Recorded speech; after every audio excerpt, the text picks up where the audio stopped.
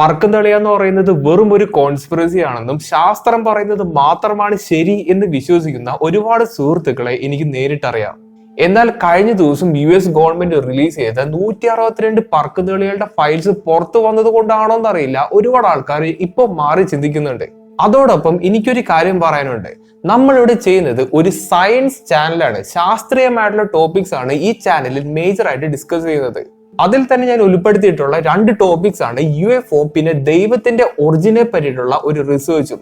പക്ഷേ ഇവിടുത്തെ ഒരു കുഴപ്പം എന്താ വെച്ചാൽ നമ്മളിപ്പോ ചെയ്യുന്ന ഈ 2 ടോപ്പിക്കുകളും വെറും ഒരു കോൺസ്പിറസി മാത്രമാണ് എന്ന് വിശ്വസിക്കുന്ന ആൾക്കാരാണ് ഭൂരിഭാഗവും.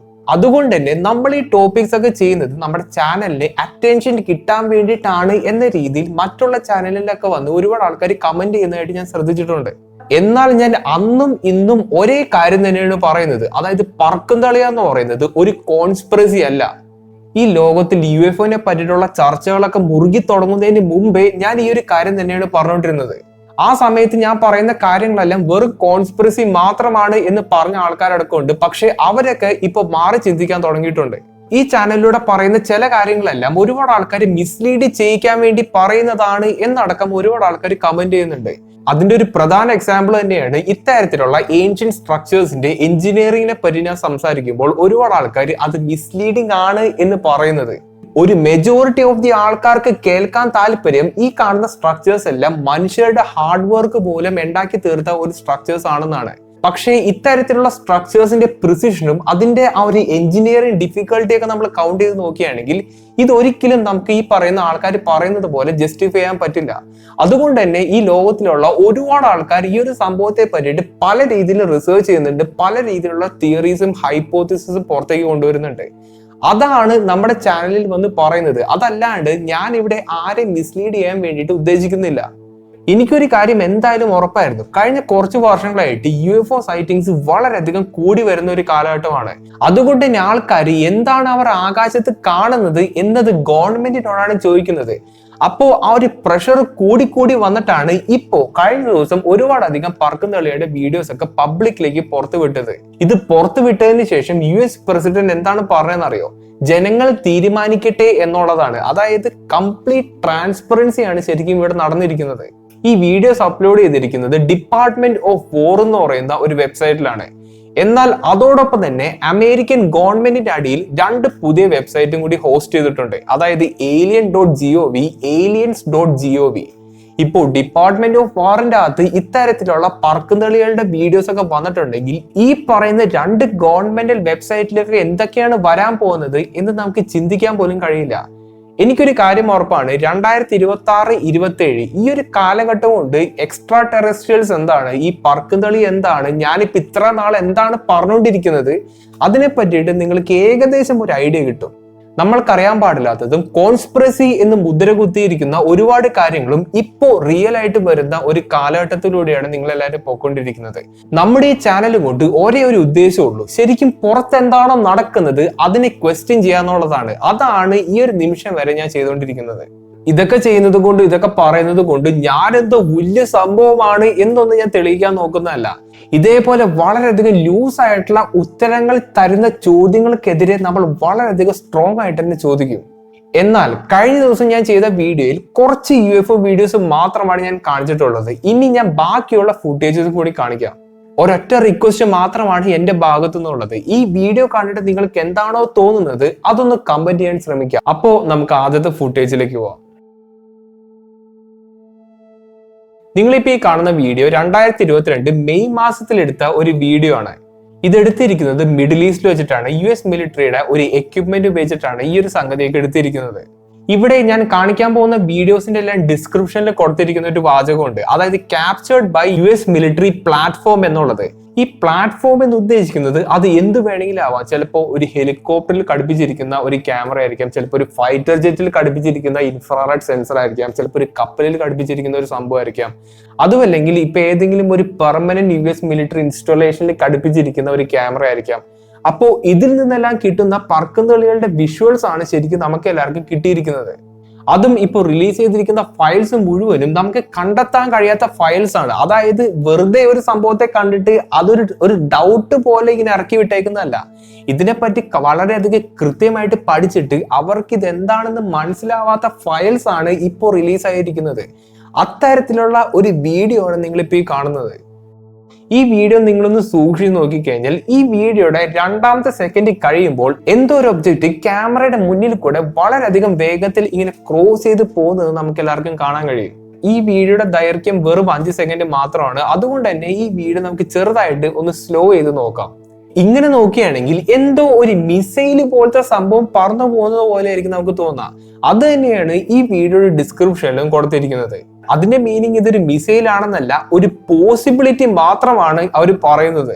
അതോടൊപ്പം തന്നെ ഈ ഒരു സംഭവത്തെ ക്യാപ്ചർ ചെയ്ത സമയത്ത് വേറെ 4 ഒബ്ജക്റ്റുകളെയും കണ്ടെത്തി എന്നും അവർ പറയുന്നുണ്ട്. എന്നാൽ അത് വെറും പക്ഷികൾ മാത്രമാണ് എന്നുള്ളൊരു കാര്യം കൂടി അവർ പറയുന്നുണ്ട്. അതൊരു പോസിബിലിറ്റി മാത്രമാണ്. അപ്പോ ഇത് കണ്ടിട്ട് നിങ്ങൾക്ക് എന്താണോ തോന്നുന്നത് അത് കമന്റിൽ രേഖപ്പെടുത്താൻ ശ്രമിക്കുക. നിങ്ങളിപ്പോ ഈ കാണുന്നത് 2023 ഒക്ടോബർ ഗ്രീസിൽ വെച്ചെടുത്ത ഒരു വീഡിയോ ആണ്. നിങ്ങളിപ്പോ ഈ കാണുന്ന ഒരു വീഡിയോ ഇല്ലേ, അത് വളരെയധികം ഇൻട്രസ്റ്റിംഗ് ആയിട്ടുള്ള ഒരു പറക്കുനടിയുടെ വീഡിയോ തന്നെയാണ്. നിങ്ങൾ തന്നെ ഒന്ന് ശ്രദ്ധിച്ചു നോക്കാം. അതായത് ഈ ഒരു ഒബ്ജക്റ്റ് ആദ്യം മൾട്ടിപ്പിൾ ആയിട്ടുള്ള 90 ഡിഗ്രി ടേണുകൾ ഇങ്ങനെ എടുക്കുന്നുണ്ട്. അതായത് ആദ്യം ഇത് നേരെ ആയിരിക്കും പോകുന്നത്, പെട്ടെന്ന് അത് ബ്രേക്ക് ഇട്ടിട്ട് തിരിച്ച് 90 ഡിഗ്രി എടുത്തിട്ട് അത് നേരെ പുറകിലോട്ട് ഇങ്ങനെ പോകുന്നുണ്ട്. അങ്ങനെ നിങ്ങളിപ്പോ ഈ സ്ക്രീനിൽ കാണുന്നത് പോലെ തന്നെ പലതവണ ഈ ഒരു ഒബ്ജക്റ്റ് ടേൺ ചെയ്യുന്നുണ്ട്. അതും ഈ ഒരു ഒബ്ജക്റ്റ് ടേൺ ചെയ്യുന്ന സമയത്ത് ഇതിന്റെ വേഗത എന്ന് പറയുന്നത് 120 km/h ആണ്. എന്നാൽ ഈ ഒരു ഒബ്ജക്റ്റിനെ ട്രാക്ക് ചെയ്തു എന്ന് ഈ ഒരു ഒബ്ജക്റ്റ് മനസ്സിലായതുകൊണ്ടാണോ എന്ന് അറിയില്ല, അതിനുശേഷം ഈ ഒരു ഒബ്ജക്റ്റ് ആ സ്ഥലം വിട്ട് പോകുന്നതായിട്ട് നമുക്ക് എല്ലാവർക്കും കാണാൻ കഴിയും. എന്നാൽ ഈ ഒരു സംഭവത്തിന് അങ്ങനെ വിട്ടാൽ ശരിയാവില്ലല്ലോ എന്ന് ഓർത്തോണ്ടാണോ എന്ന് അറിയില്ല, ഈ ഒരു സംഭവത്തിന്റെ നേരെ വച്ച് പിടിക്കാൻ നമ്മുടെ ക്യാമറ സെൻസർ ശ്രമിക്കുന്നുണ്ട്. അങ്ങനെ ഏകദേശം 2.5 മിനിറ്റോളം ഈ ഒരു സംഭവത്തെ ട്രാക്ക് ചെയ്ത് നിർത്താൻ അവർക്ക് സാധിച്ചു. പക്ഷെ അതിനുശേഷം ഈ സംഭവം എങ്ങോട്ടോ പോയി മറിഞ്ഞു. ചുമ്മാ വെറുതെ ഒന്ന് ആലോചിച്ച് നോക്കാം. നമ്മുടെ കൺമുന്നിൽ കാണുന്ന ഒരു ശാസ്ത്രമാണ് ഇങ്ങനെയുള്ള മെനൂവറൊക്കെ ചെയ്യുന്നത്. അപ്പോ ഇതിനെപ്പറ്റി നിങ്ങളുടെ അഭിപ്രായങ്ങൾ മാക്സിമം ഒന്ന് കമന്റ് ചെയ്യാൻ ശ്രമിക്കുക. ഇനി അടുത്ത പറക്കുംതളിയെ നമുക്ക് കാണാൻ കഴിയുന്നത് 2020 മിഡിൽ ഈസ്റ്റിൽ വെച്ചിട്ടാണ്. നിങ്ങൾ ഈ വീഡിയോ ഒന്ന് ശ്രദ്ധിച്ചു നോക്കിക്കഴിഞ്ഞാൽ ഈ വീഡിയോയുടെ 6ാമത്തെ സെക്കൻഡിൽ ഈ ക്യാമറയുടെ ഫ്രെയിമിലേക്ക് എന്തോ ഒരു ഒബ്ജക്റ്റ് പറന്നു പോകുന്നതായിട്ട് നമുക്ക് ഇവിടെ കാണാനും കഴിയുന്നുണ്ട്. പെട്ടെന്നാണ് ഈ ഒരു സംഭവം ഫ്രെയിമിലേക്ക് വന്നത്. അതുകൊണ്ട് തന്നെ ഈ ക്യാമറയ്ക്ക് പെട്ടെന്ന് ആ ഒരു സംഭവത്തെ ട്രാക്ക് ചെയ്യാൻ സാധിക്കുന്നില്ല. അതോടൊപ്പം വേറൊരു ഇൻട്രസ്റ്റിംഗ് ആയിട്ടുള്ള കാര്യം കൂടി ഇവിടെ നടന്നു പോകുന്നുണ്ട്. അതായത് ഈ ഒരു ഒബ്ജക്റ്റ് ഇങ്ങനെ പറന്നു പോകുമ്പോൾ അതിന് ചുറ്റും എന്തോ ഒരു സംഭവം ഇങ്ങനെ പോകുന്നുണ്ട്. അതായത് വെള്ളത്തിന്റെ അകത്തോടേക്ക് ഇങ്ങനെ പോവില്ലേ, അപ്പോ ആ വെള്ളം ആ ഒരു ഒബ്ജക്റ്റിന് ചുറ്റും ഇങ്ങനെ വോർപ്പ് ചെയ്ത് ഇങ്ങനെ പോവില്ലേ, അതേപോലത്തെ ഒരവസ്ഥ നമുക്ക് ഇവിടെയും കാണാൻ കഴിയും. ഒരുപാടധികം പറക്കുംതളികളുടെ വീഡിയോസ് റിലീസ് ചെയ്തിട്ടുണ്ടെങ്കിലും ഈ ഒരു ക്യാരക്ടറിസ്റ്റിക് ഞാൻ ആദ്യമായിട്ടാണ് കാണുന്നത്. ഈ വീഡിയോ ഞാനൊന്ന് സ്ലോ ആക്കി കാണിച്ചു തരാം, എന്നിട്ട് നിങ്ങൾ തന്നെ നോക്കിയിട്ട് ഒന്ന് കമന്റ് ചെയ്യാൻ ശ്രമിക്കുക. എന്താണ് ഇവിടെ സംഭവിക്കുന്നത് എന്ന് ക്ലിയർ ആയിട്ട് വളരെയധികം വ്യക്തമായിട്ട് നമുക്ക് കാണാൻ പറ്റുന്നുണ്ട്. പക്ഷേ ഇതെന്താണ് ഇവിടെ സംഭവിക്കുന്നത് എന്ന് നമുക്ക് ആർക്കും മനസ്സിലാവുന്നില്ല. അങ്ങനത്തെ ഒരു അവസ്ഥയുണ്ട് ശരിക്കും ഇത്. നിങ്ങളിപ്പോ കാണുന്നത് അതേ വർഷം അതേ സ്ഥലത്ത് വെച്ചെടുത്ത വേറൊരു പറക്കുംതളിയുടെ വീഡിയോ ആണ്. എന്താ കാര്യം എനിക്ക് മനസ്സിലാവുന്നില്ല. ഗ്രീസിലും മിഡിൽ ഈസ്റ്റിലും ഒരുപാടധികം പറക്കുംതളികളുടെ വീഡിയോസിന്റെ ഫുട്ടേജ് ഇതിന്റെ അകത്തുണ്ട്. അതിന്റെ അർത്ഥം വേറൊന്നല്ല, അമേരിക്കയിൽ മാത്രമാണല്ലോ പറക്കുംതളികളെ കാണാൻ കഴിയുന്നത് എന്നുള്ളൊരു വാദം അവിടെ വെച്ച് പൊളിഞ്ഞിട്ടുണ്ട്. നിങ്ങൾ ഈ വീഡിയോ ശ്രദ്ധിച്ചു നോക്കുകയാണെങ്കിൽ ആദ്യം ഈ ഒരു ക്യാമറ അവിടെയുള്ള ആ ഒരു കരയും കാര്യങ്ങളൊക്കെ ഇങ്ങനെ സ്കാൻ ചെയ്തുകൊണ്ടിരിക്കുകയായിരുന്നു. അതായത് വേറെ എന്തെങ്കിലും ഒരു കാര്യത്തിന് വേണ്ടി സ്കാൻ ചെയ്തതായിരിക്കാം. അങ്ങനെ കുറച്ചു നേരം കഴിഞ്ഞപ്പോഴുണ്ട് എന്തോ ഒരു ഒബ്ജക്റ്റിനെ ഇവർ ട്രാക്ക് ചെയ്യുന്നു. അതായത് ഈ ഒരു ഒബ്ജക്റ്റിന്റെ വേഗത കണ്ടിട്ട് ഇതിന് നല്ല സ്പീഡ് ഉണ്ട് എന്നുള്ളൊരു കാര്യം എനിക്ക് മനസ്സിലാക്കാൻ കഴിയുന്നുണ്ട്. ഇതിന്റെ വേഗത എന്തോരം എന്നുള്ള ഒരു അനാലിസിസ് ഒന്നും എനിക്ക് എടുക്കാൻ കഴിയില്ല. പക്ഷെ നല്ല വേഗത്തിലാണ് ആ ഒരു ഒബ്ജക്റ്റ് ഈ ക്യാമറയെ ക്രോസ് ചെയ്ത് പോകുന്നത്. എന്നാൽ ഈ ക്യാമറയെ അത് ക്രോസ് ചെയ്ത് പോയപ്പോൾ തന്നെ ഈ ഒരു ക്യാമറയുടെ സെൻസർ ആ ഒരു സംഭവത്തെ പിക്ക് ചെയ്യുന്നുണ്ട്, അതായത് ട്രാക്ക് ചെയ്യുന്നുണ്ട്. ഇത് ട്രാക്ക് ചെയ്തതിന് ശേഷം ഈ ഒരു സംഭവം കടലിന്റെ മുകളിൽ കൂടിയാണ് ട്രാവൽ ചെയ്യുന്നത്. ഇത് കാണുമ്പോൾ എന്റെ മനസ്സിലേക്ക് പോകുന്ന ഒരേ ഒരു കാര്യം എന്താ വെച്ചാൽ, എങ്ങനെയാണ് ഒരു ഒബ്ജക്റ്റിന് കൺവെൻഷനൽ ആയിട്ടുള്ള ഒരു ചിറകോ എയറോഡൈനാമിക് ഡിസൈനോ ഇല്ലാത്ത ഒരു സംഭവത്തിന് എങ്ങനെയാണ് ഇത്ര അധികം സ്റ്റേബിൾ ആയിട്ട് എയർബോൺ ആയിട്ട് നിൽക്കാൻ കഴിയുന്നത് എന്നാണ് എനിക്ക് മനസ്സിലാവാത്തത്. ഇതൊരു ഇൻഫ്രാറെഡ് ക്യാമറയിൽ എടുത്തൊരു വീഡിയോ ആയതുകൊണ്ട് തന്നെ അതിന് എന്തെങ്കിലും രീതിയിലുള്ള ഒരു ത്രസ്റ്റോ അല്ലെങ്കിൽ എന്തെങ്കിലും ഒരു റോക്കറ്റ് പോലത്തെ ഒരു സംഭവം ഉണ്ടെങ്കിൽ അത് ഈ ഒരു ക്യാമറ സെൻസറിൽ എന്തായാലും പിടിക്കും. പക്ഷെ ഇവിടെ നമുക്ക് അങ്ങനത്തെ ഒരു സംഗതി ഒന്നും കാണാൻ കഴിയില്ല. ഞാൻ ഇതിവിടെ പറയാൻ കാരണം ഇത് ചിലപ്പോൾ ഒരു മിസൈലായി കൂടെ എന്നുള്ളൊരു നിഗമനം അവിടെ ഒഴിവാക്കാൻ വേണ്ടിയിട്ടാണ്.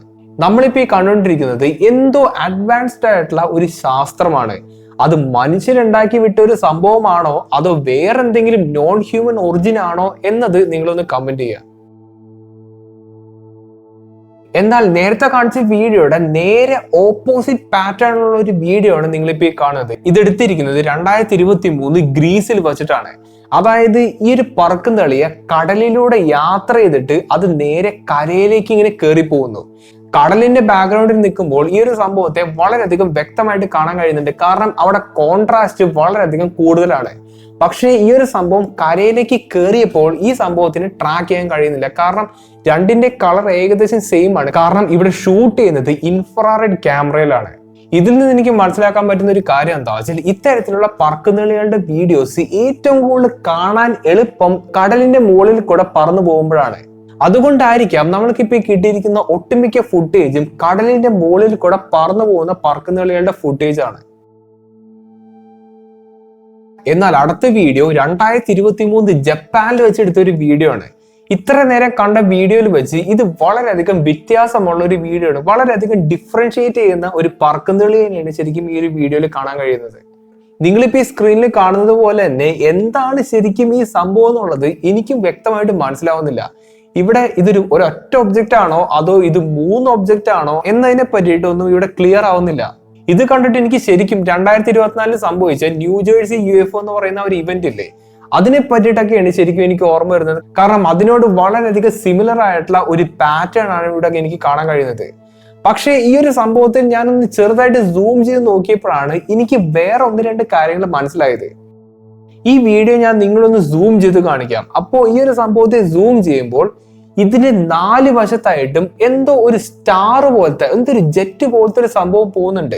എന്നാൽ കഴിഞ്ഞ വീഡിയോയിൽ ഞാൻ ഈ ഒരു സംഭവത്തെ കാണിക്കുന്നുണ്ടായി. അതായത് നമ്മൾ ഉണ്ടാക്കിയെടുത്ത ഒരു ടെക്നോളജിയാണ് ശരിക്കും ഇത്. ഈ സംഭവത്തിന്റെ പേര് എൽസാം ഇന്റർസെപ്റ്റർ എന്നാണ്. ഇത് സൗത്ത് കൊറിയ ഡെവലപ്പ് ചെയ്തെടുത്ത ഒരു ഹൈലി അഡ്വാൻസ്ഡ് ആയിട്ടുള്ള ഒരു മിസൈൽ സിസ്റ്റം ആണ് ശരിക്കും ഇത്. നിങ്ങളിപ്പോ ഈ കാണുന്നത് പോലെ തന്നെ ഇതിന്റെ 4 സൈഡിൽ കൂടെ ത്രസ്റ്റേഴ്സ് പോകുന്നുണ്ട്. ശരിക്കും ഇതിന്റെ പേര് ത്രസ്റ്റ് വെക്ടറിംഗ് എന്നാണ്.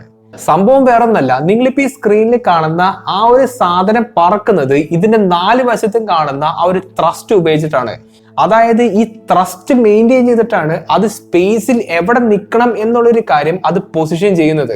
ഇത് ശരിക്കും പറഞ്ഞാൽ ഒരു അൺകൺവെൻഷണൽ രീതിയിലുള്ള ഒരു ഫ്ലൈയിങ് ടെക്നിക് ആണ്. ഇനി അഥവാ ആ ഒരു സംഭവമാണോ ഇത് എന്നുള്ളൊരു കാര്യം എനിക്ക് ഡൗട്ട് ഉണ്ട്. കാരണം ഈ ഒരു സംഭവത്തെ നിങ്ങൾ സൂം ചെയ്ത് നോക്കുകയാണെങ്കിൽ ഇതിന്റെ 4 വശത്തും ഇതേപോലെ തന്നെ ഒരു ത്രസ്റ്റ് പോലത്തെ ഒരു സംഭവത്തെ നമുക്ക് ഇവിടെ കാണാനും കഴിയും.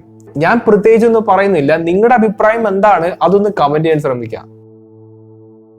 അപ്പോ ഈ വീഡിയോയിൽ ഞാൻ ഇപ്പൊ ഇത്രേ പറയുന്നുള്ളൂ. കഴിഞ്ഞ വീഡിയോയിൽ പറഞ്ഞതുപോലെ തന്നെ അപ്പോളോ മിഷനിൽ നടന്നു പോയിട്ടുള്ള ആ ഒരു സംഭവമില്ലേ, അത് ശരിക്കും ഒരു പറക്കുംതളിയാണ് എന്നാണ് ഈ ഒരു ഫയൽസിലൂടെ പുറത്തേക്ക് വരുന്നത്. അപ്പോൾ അതിനെപ്പറ്റി വളരെയധികം ഡീറ്റെയിൽ ആയിട്ട് ഒരു വീഡിയോ ആയിരിക്കും അടുത്തത് വരാൻ പോകുന്നത്. അതിപ്പോ ഞാൻ സമയമെടുത്ത് ചെയ്യാൻ കാരണം മാക്സിമം ഡാറ്റ കളക്ട് ചെയ്യാൻ കൂടി വേണ്ടിയിട്ടാണ്. എന്തിനേലും ഈ ലോകത്ത് എന്തൊക്കെയോ സംഭവിക്കുന്നുണ്ട്, അതെന്താണെന്നുള്ളത് വരും വർഷങ്ങളിൽ വളരെയധികം വ്യക്തമായിട്ട് മനസ്സിലാക്കാൻ കഴിയും എന്നാണ് ഞാൻ വിശ്വസിക്കുന്നത്. ഇനി അഥവാ ഇത് നമ്മളെ എപ്സ്റ്റീൻ ഫയൽസിൽ നിന്ന് ഇപ്പൊ നടക്കുന്ന ഒരു യുദ്ധത്തിൽ നിന്ന് ശ്രദ്ധ തിരിക്കാൻ വേണ്ടി ചെയ്തിരിക്കുന്ന ഒരു പരിപാടിയാണോ എന്നുള്ളൊരു കാര്യമൊന്നും എനിക്കറിയില്ല. പക്ഷേ ഇപ്പോൾ റിലീസ് ചെയ്തിരിക്കുന്ന കാര്യങ്ങളെല്ലാം 100% റിയൽ ആയിട്ടുള്ള പറക്കുന്നിളികളുടെ വീഡിയോസ് തന്നെയാണ്. പിന്നെ അധികം ആൾക്കാർ ശ്രദ്ധിക്കാത്തൊരു കാര്യം എന്താ വെച്ചാൽ ഈ ഒരു വെബ്സൈറ്റിന്റെ അകത്ത് ഈ കാണുന്ന ഈ ഒരു ഒബ്ജക്റ്റുകളില്ലേ, അത് ഒരു ഏലിയൻ ആണ്, ഒരു അന്യഗ്രഹ ജീവിയാണ്, അങ്ങനത്തെ ഒരു ബയോളജിക്കൽ സിസ്റ്റം ആണ് എന്നുള്ളൊരു കാര്യമൊന്നും ആരും പറയുന്നില്ല. ഇതെന്താണെന്ന് അറിയില്ല എന്ന് മാത്രമാണ് ഇവർ ക്ലെയിം ചെയ്യുന്നത്. അപ്പോൾ ആ കാര്യം എനിക്കൊന്ന് ക്ലാരിഫൈ ചെയ്യണമെന്നുണ്ടായി. അപ്പൊ എന്ത് തന്നെയാലും നിങ്ങളുടെ അഭിപ്രായങ്ങൾ മാക്സിമം ഒന്ന് കമന്റ് ചെയ്ത് അറിയിക്കാൻ ശ്രമിക്കുക. അപ്പോൾ നല്ലൊരു ടോപ്പിക്കായിട്ട് ഇനി അടുത്ത വീഡിയോ കാണാം.